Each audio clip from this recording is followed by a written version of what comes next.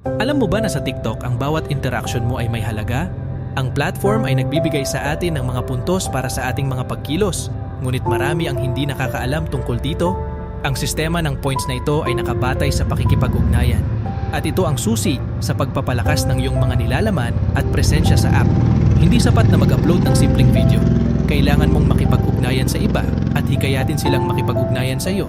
Kapag nag-post ka ng isang video at nakakuha ka ng mga paunang views, halimbawa 200, maaari kang makakuha ng mas maraming puntos sa pamamagitan ng paglikha ng mas maraming engagement. Sa ilalim ng algorithm ng TikTok, ang pakikipag-ugnayan ang nag-uudyok sa iyong content upang umangat. Sinusuri ng sistema kung paano nakikipag-ugnayan ang mga tao at ito ang nagtatakda ng iyong visibility. Gamitin ito sa iyong kalamangan. Mahalaga ang bawat aksyon. Kapag nag-like ka sa isang video, nakakakuha ka ng isang punto. Kung magkomento ka, 2 ang puntos. Ang pag-share ng mga nilalaman ay nagbibigay ng 3 puntos. At kapag nanood ka ng buong video, makakakuha ka ng 4. Kung pinanood mo ito muli, dagdag pa ng 5 puntos.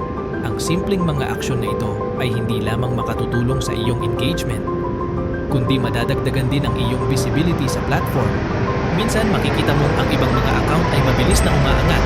Isang buwan na ang nakakalipas, ako ay may 10 na tagasunod. Ngayon meron na akong 12,000. Salamat sa bawat isa sa inyo na nakibahagi at sumuporta. Ang pagkakaroon ng isang komunidad na handang makisali ay mahalaga. Ang iyong pagbibigay ng oras para makipag-ugnayan ay nagpapalakas ng ating samahan. Kaya, ano ang dapat mong gawin? Mag-like, mag-comment at mag-share ng mga video. Mag-reply sa mga tanong at magbigay ng feedback.